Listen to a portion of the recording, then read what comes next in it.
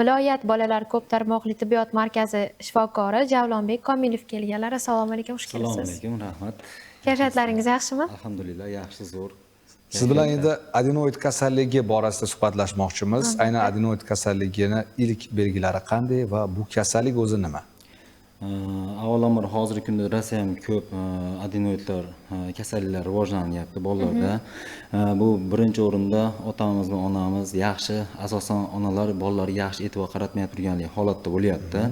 Vaqti-vaqtida lecheniyalarni olmasdan, vaqti-vaqtida dorilarni bermasdan bolalarda birinchi o'rinda shu kasal bo'lishning asosiy sabab burun oqqan holatda sirazi doktorga murojaat etiladi, lekin bizda unaqa emas. Qachon isitma chiqsa yo bo'lmasam reanimatsion holat bo'ladigan bo'lsa, ana undan keyin doktorga murojaat etiladi. Birinchi o'rinda bola shamollagan qaydan bilinadi desangiz, birinchi o'rinda bolaning burni oqadi, обязательно. Keyingi o'rinlarda isitma chiqadi, yo'tal boshlanadi. Endi adenoid bezini qanday bilsak bo'ladi uy sharoitida? Onalar ko'rganda burundan yaxshi nafas ola olmasligi, og'zini ochib yotishi, xurrak otishidan bilsak bo'ladi.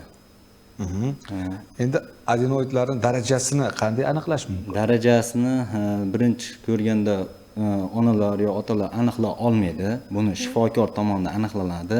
Bunga bizga kerakli bo'ladigan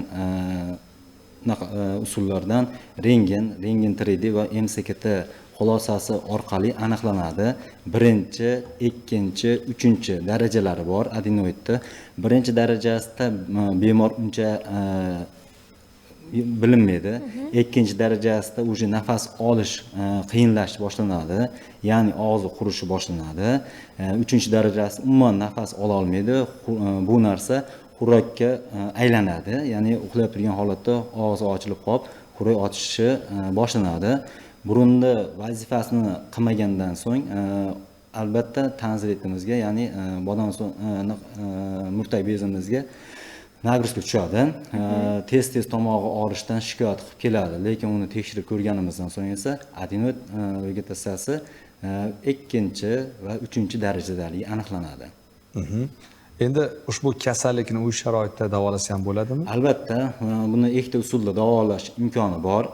Birinchi o'rinda konservativ davo bilan, ikkinchi o'rinda operativ davo, ya'ni operatsion holatda bo'ladi. Lekin baribir birinchi o'rinda davoni nimaga yaxshi bo'lmaydi ko'pchilikda? Bu onalar va otalar vaqtida ikkovda yo olib bera olmasligi, yo bo'lmasam vaqtda o'zini soatiga qo'yib ishol qildirmasligidan kelib chiqadi bu narsalar.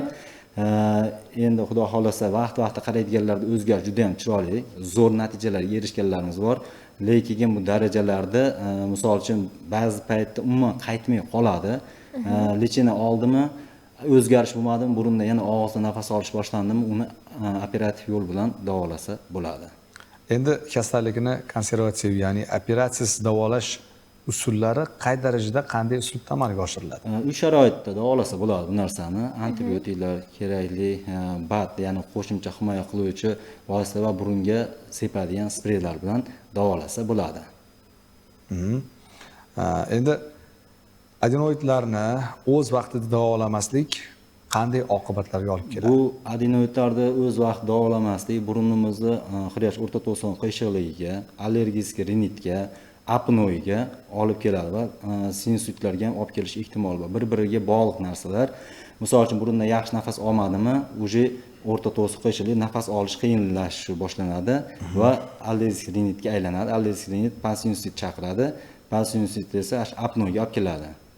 Endi siz faoliyat yuritayotgan viloyat ko'p tarmoqli bolalar shifoxonasida plastik xirurgiya bo'limida qanday jarrohlik amaliyotlari amalga oshirilmoqda? Bizning plastik xirurgiya bo'limida yuqori texnologiyalar asosida qilinadi. Har qanday kuygan, bo'ri tanglay deydi xalq tilida. Shunaqa operatsiyalar, atoplastika, shalpon quloqlilar to'g'rilan, rinoplastika, burunda bosh qattidan yasab chiqiladi.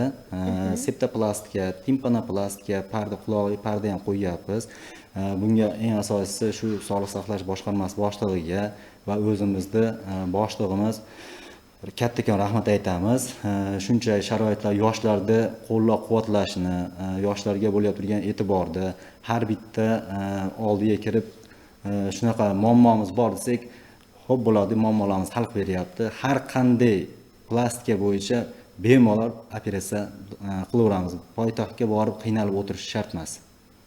Demak, o'zimizda ham barcha sharoitlar, keraklik tibbiyot uskunalari mavjud demak. Mavjud bizda. Hamma hozir Google'lar ham sekin-sekin astalik bilan olib berilyapti. Mana yaqinda borib o'zlaring intervyu oldilaring, operatsiya jarayonida qatnashdilaring, mikratiya operatsiyasi o'tkazildi. Toshkentda qilinayotdi va shuni vodiyga olib kirish maqsadida amalga oshiryapmiz. Xudo xolasa, bundan-da yuqori natijalarda amalga oshirishimiz kerak. Xudo xolasa, mana keyin bitta narsani aytish esdan chiqibdi. Adenoid bor deb turib, adenoid olib qo'ygandan keyin uni ovozni yo'qolib qolish ehtimoli ham bo'ladi. Unday operatsiyalarni ham hozir davom ettirmoqdamiz. Avval kuni bitta 11 yoshli bolani operatsiya qildik. Xuddi shu adenoid operatsiyasidan keyin ovoz bo'ylamida уже bo'g'ilish bo'lib, pinqillash ovoz chiqqan. Hozir shu operatsiyani davom etib, endi asta-sekinlik bilan Xudo xohlash yaxshi natijalarga erishyapmiz. Salomat bo'ling, faqat muvaffaqiyat, sog'lik, omonlik doimgidek o'sha har bitta fuqarolarimiz xonadonida barqaror bo'lishini niyat qilib qolamiz. Siz yoningizga faqatgina profilaktik ko'rib uchun kelishsin. Aytganingiz kelsin. Sog' bo'ling, Hammaga sog'lik salomat tilaymiz. Sog' bo'linglar.